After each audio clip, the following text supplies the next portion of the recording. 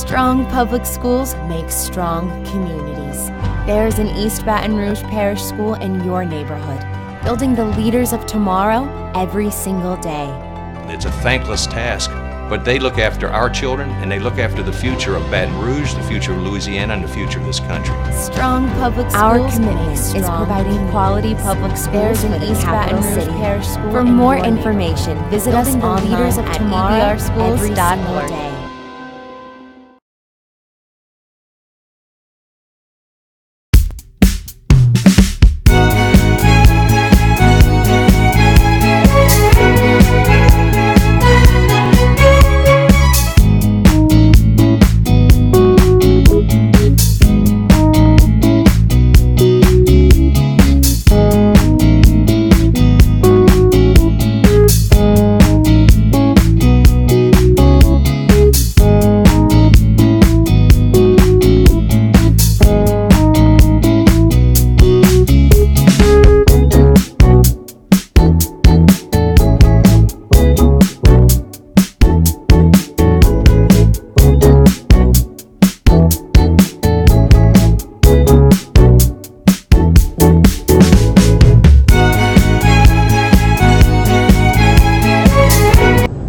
Hello, and thank you for joining us for iCare Live. I am Cecile Washington, a graduate student at Southern University.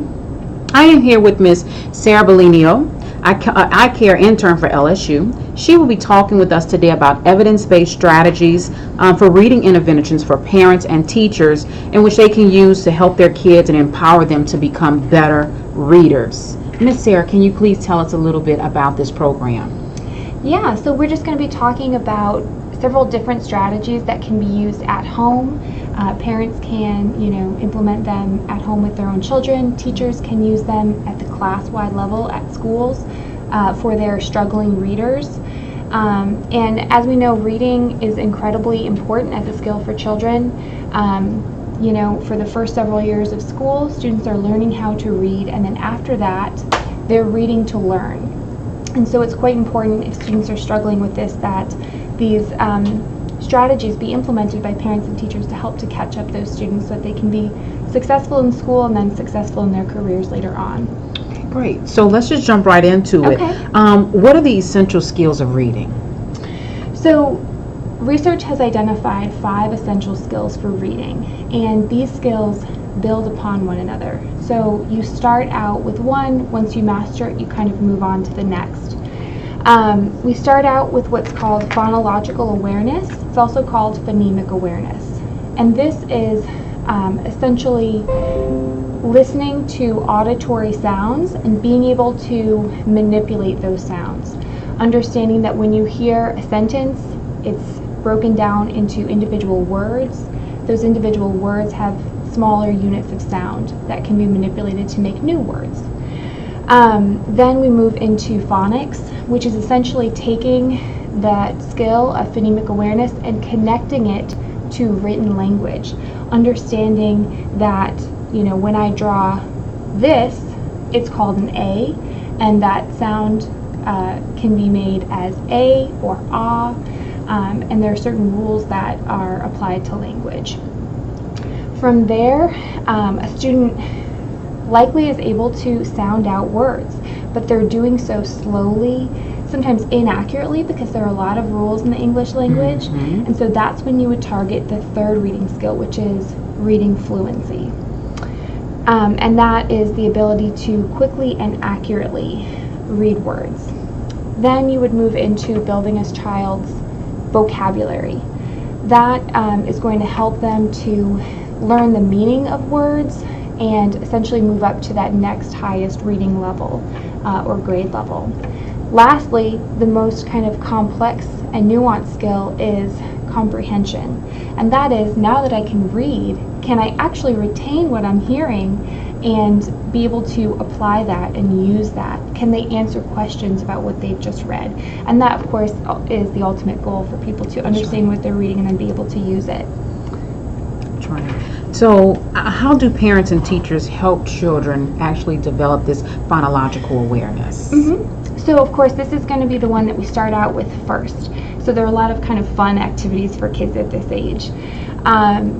you may take a word and ask a child to clap out the sounds.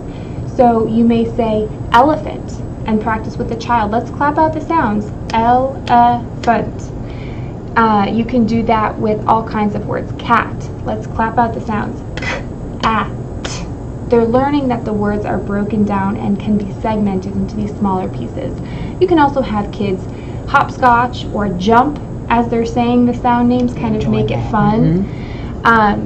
They can also do the opposite, which is blending together those individual sounds of words to make a full word. So I can say d, or.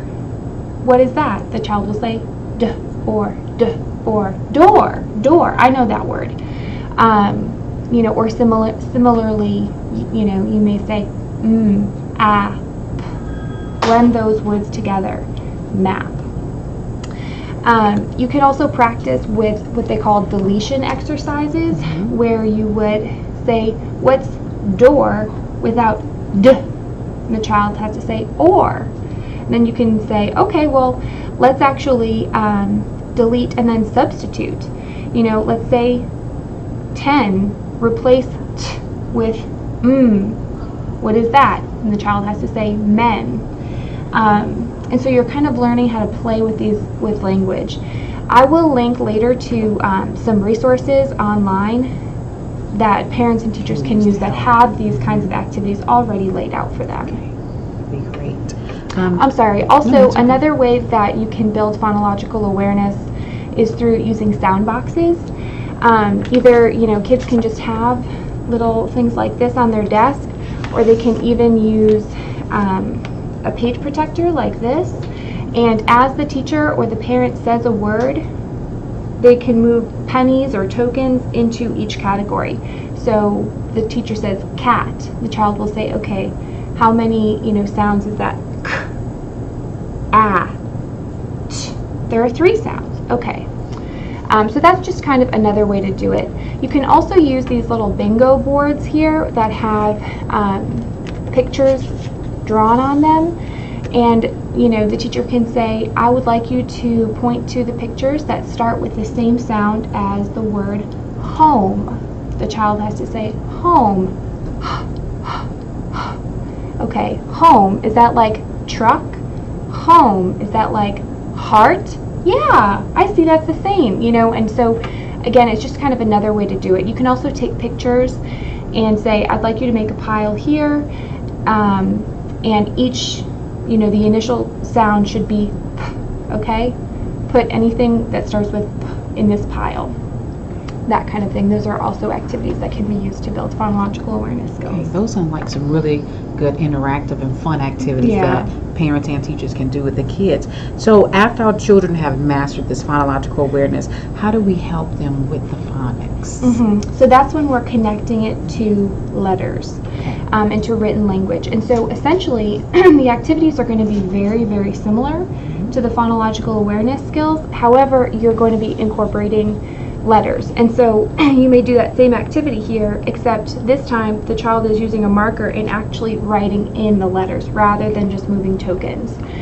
You could use a worksheet such as this one over here where the letters are already provided. This is a little bit easier if they're kind of just starting out in this phase.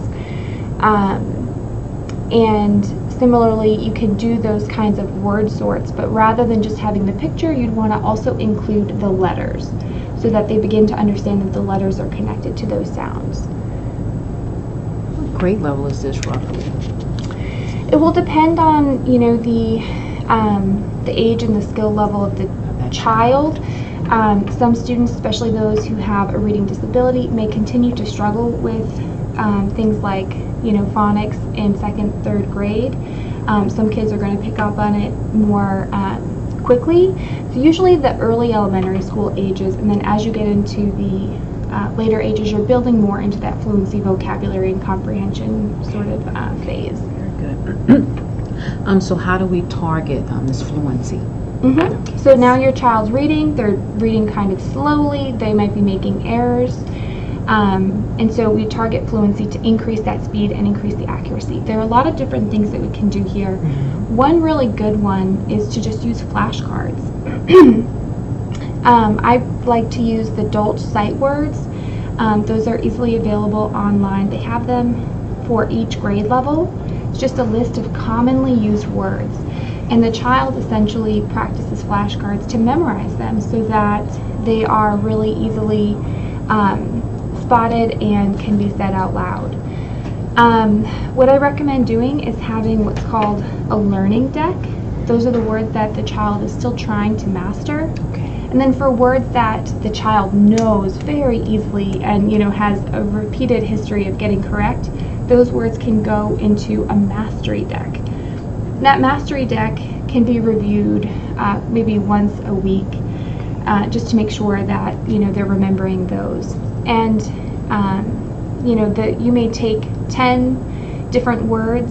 Maybe the child, to have in the learning deck, maybe the child knows a few of them, and then there are many others that they don't know. In order to use this strategy, what you would do is go through each of those words in the learning deck, and you may use them in a sentence. Ask the child if they know what that word means. Ask them to explain it. Just make sure that they comprehend what the word is. Then you will go ahead and read the words to the child. So I might say, if I was practicing this with a child, both, and ask the child to repeat. I'll demonstrate with you. Yes, thank you. And then you want to make sure to correct errors as well. And so if the teacher or parent were to correct an error, they would ask the student to say the correct pronunciation after they said it. So if I said before and you were to mispronounce it as a child, I would say before. Before. Very good. You can also go ahead and, rather than putting the word at the end, kind of put it just a few cards back, and that will give the child extra practice with those words that they're having trouble with. If motivation is an issue and the kid is just thinking, I can't do any of these, try to put in some of those words that are easy for him or her. That's going to make the child feel like, I can do this. This is easier for me. And it's going to help them have more motivation to get to those words. Frustration. Also, we want to make sure that these are at the child's instructional level. So even if the child is in 3rd grade, if they don't know those kindergarten words, start with those. You want to make sure that you're building from where the child is. And so that's one good strategy for fluency. Another one is called repeated reading with passage preview. And when you're practicing this with a child, you want to choose a passage that's about 50 to 300 words, depending on the child's age. The older kids can have longer passages. And you want to make sure that this is also in the child's instructional range. So maybe on their first reading, they get about 85% of the words correct. But maybe it still takes them a while to get through it. Maybe they aren't comprehending what they're reading. So the teacher or parent could say, I want to do a passage preview. I'm going to read this with you. I'm going to read it first. I want you to follow along with your finger so that I know that you're following me. And so if I were going to model this, I would say, please follow along with your finger. My dog is Spot.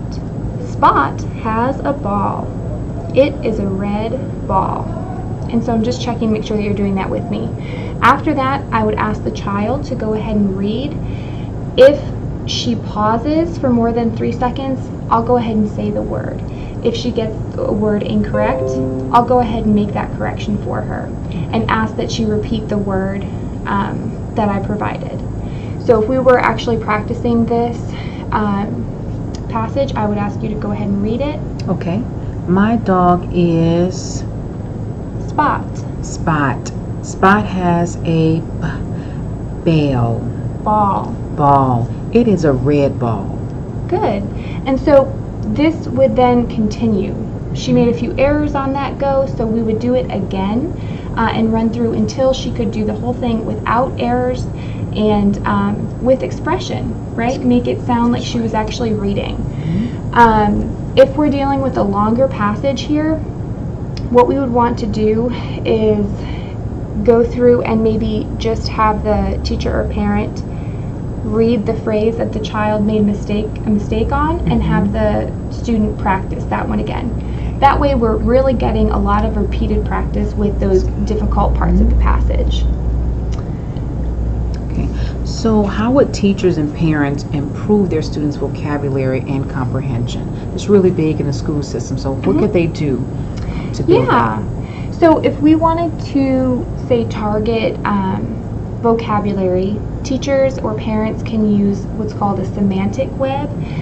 There's an example on the PowerPoint slide here. You may introduce a new word that the child does not know the meaning of. Say the word is fly. You may define it. Okay, so what does it mean to fly? Well, it means to soar through the air. Who do we know that flies, right? Well, people can fly in an airplane. Birds can fly in the sky. Superman and everybody. Superman can fly, yeah. You may say, okay, can we have a different version of this word? Well, there's fly, there's flying, there's flies, there's flew, and talk about the varied meanings. Just having it in this visually represented way can be helpful for students. Another thing that you can do to increase comprehension is introduce story maps. So a teacher may say, okay, class, we're going to go through and read this story. Everyone take a look at the worksheet in front of you, because we're going to go through this afterwards, and there are going to be these questions that I will ask you. So we're not just listening to listen, we're listening critically. And they may explain the characters in a story, the problem that occurred, and how that problem was resolved. They can also do this independently if a child is reading on their own and then filling this out afterwards. It can be done as a group, it can be done individually, it can be done before or after reading something. Okay, great. And so what are some other things parents and teachers can do to make what we've discussed more effective? So actually, I'm sorry, I forgot to mention this other one too for comprehension. Another thing that parents or teachers can do when they want to check for a class's comprehension is they can use response cards. So this might be that they simply have individual index cards on kids' desks. Maybe there are pre-printed answers like yes and no. The teacher will ask a question about what the students have been reading, and the kids can write out their answer and hold it up. That way the teacher can see very quickly, you know, these kids are with me, these kids are not with me, and then they know how to differentiate their instruction to catch up those students. But sorry, you asked about some general strategies. I did. What are some other strategies that parents and teachers can utilize? So when they're doing any of these, right, flashcards or repeated reading or these sort of sound manipulation activities, they can enhance their results by doing a few simple things. One is make sure that when you're introducing a strategy, you're modeling it for them. You're showing them what you want them to do. That's going to help them to be able to do it more easily. You want to make sure that you're prompting them for answers. Sometimes as parents and teachers, we love our kids and we want to help them a little bit too much. We want to make sure we're not giving them the answers. We're really supporting them in giving us the answers. We want to make sure that they have a lot of different opportunities to respond. That's why those response cards are good. You want to constantly be checking their knowledge. And also it's important to praise their effort and their improvement. You know, say you go through flashcards and the first time they get 5 and the second time they get 7. Well, you're saying you got 7 this time. You know, you're getting better, and I can see that and I appreciate that, even if they're not at that, you know, that 10 out of 10 mark. Something positive. Yeah, and then lastly, just developing some kind of a routine. If students know when I come home from school, I have a snack, and then I sit down, you know, with my parent or sister or whoever, and read for 30 minutes, then that's, you know, a routine that's established, and that's good practice that they're getting every day. Also, I just wanted to mention too that these strategies can be taught to older siblings to then work with, you know, younger siblings, and they can sort of do that as peers together. Right, great. So we have this information. Mm-hmm. Where else can we go to find resources that can continuously help parents and teachers in the house, in the home setting, and in the school setting as well? Mm-hmm. So the Florida Center for Reading Research is an excellent organization that has a lot of just printable documents for parents, for teachers. They have a lot of phonological awareness activities, but also many more resources as well. And all of those are free. Also, there's a website called interventioncentral.org, and they have a lot of these strategies written out explicitly so that the steps are there. And so that's another good one. Also, Dolch sight words are not a particular website, but if you put it into any web browser, you'll get those PDFs that can be easily printed out to be used with flashcards. Okay, great. Well, thank you so much for this pertinent information, and clearly everyone can use it in some form or fashion. So to everyone, thank you for joining us at iCare Live, and we look forward to seeing you the next time.